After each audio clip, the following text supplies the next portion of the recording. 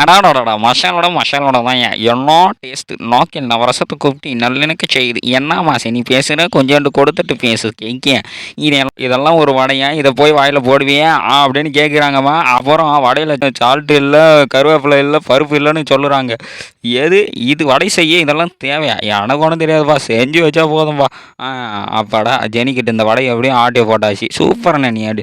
என்னால வடைக்கு போய் போய் அடிச்சுக்கிறீங்க. காலாங்காத்தால என்ன சண்டைக்கு கூப்பிடுறீங்க அப்படின்னு சொல்லி, ஆமாம் அதெல்லாம் ஒன்றும் பிரச்சனை இல்லை. வடை தானே, அவங்களுக்கு வேணாம், எனக்கும் வேணாம், யாருக்கும் வேணாம், எனக்கு குத்துரு அப்படின்னு ஆளுக்கு பேச்சு பெரிய பிரச்சனையாக்க.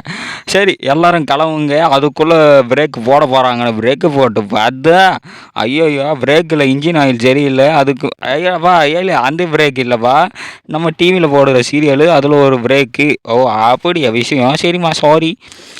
சாரி ஆகுது பூரி ஆகுது. பூரியா இன்னைக்கு செய்யவே இல்லையா? பூரி ஏதாவது செஞ்சுருக்கீங்களா? இவங்கள வச்சுட்டு நான் படுற பாடு இருக்கே ஆண்டி. அதாவது இப்போ நான் என்ன சொல்ல வரேன்னா, எதுவும் நான் சொல்ல விரும்பல. மற்றபடி சமையல் எண்ணி குளறுபடி. ஐயோயோ! நான்லாம் வெளியே கடையே வச்சுருக்கேன். இது போய் குளறுபடி, அடுப்புக்கு அடி அப்படின்னு சொல்கிறீங்களே. என்னம்மா எப்படிங்கிற? ஏதோ உங்கள் வீட்ல வடை பிரச்சனையாமே, அந்த வடையை தீர்க்க தான் இந்த வடையை கொண்டு வந்திருக்கேன்.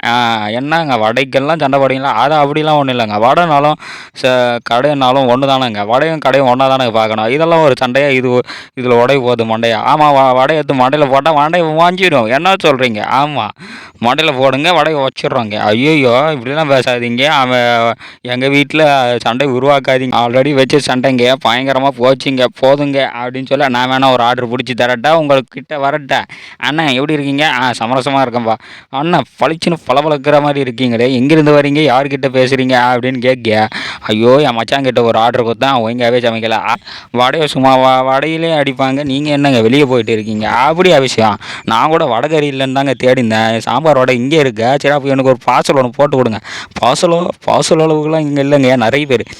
அதை தான் நானும் சொல்கிறேன். நிறைய பேருக்கு சமைக்கணும், அதை கொஞ்சம் சமைச்சு கொடுங்கன்னு கேட்க, இவ்வளோ பெரிய ஆர்டரு. அதுக்கு காரணம் நான் தான் பாரு அப்படின்னு அங்கேருந்து வந்து கேட்டேன். ஐயோ அக்கா நீங்கள் ஒன்றும் கவலைப்படாதீங்க, வடையில் கொஞ்சம் சால்ட்டு கம்மியாக்குறோம், சுகரை ஏற்றுறோம், புது விதமான வடைங்க, இது சுகரான விடைங்க அப்படின்னு அட்வர்டைஸ்மெண்ட் கொடுக்குறோம். என்னது வடையில் சுகரா? குழந்தை இங்கே கற்றுதுங்க, குழந்தை அலறுது.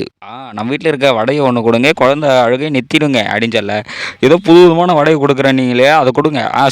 சுகர் வடையா? பார்க்கவே சூப்பராக இருக்குங்க பழக்கிறதுக்கு. நான் கொடுத்த ஐடியா எப்படிங்க?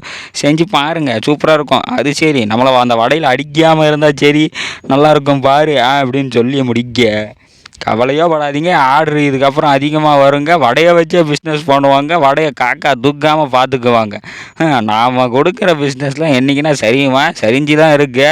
இவங்களும் சரி வைக்கலாமா, பார்க்கலாமான்னு, தூக்கலாமான்னு பார்ப்போம். வீரன் தன்னை ஒரு வடை வீரனாக உணர்ந்த தருணம். ஐயோ சூப்பரு! வடையாவில் ஒரு மேட்டரு. வடையே ஜெயம், வடைக்கேற்ற பயம்.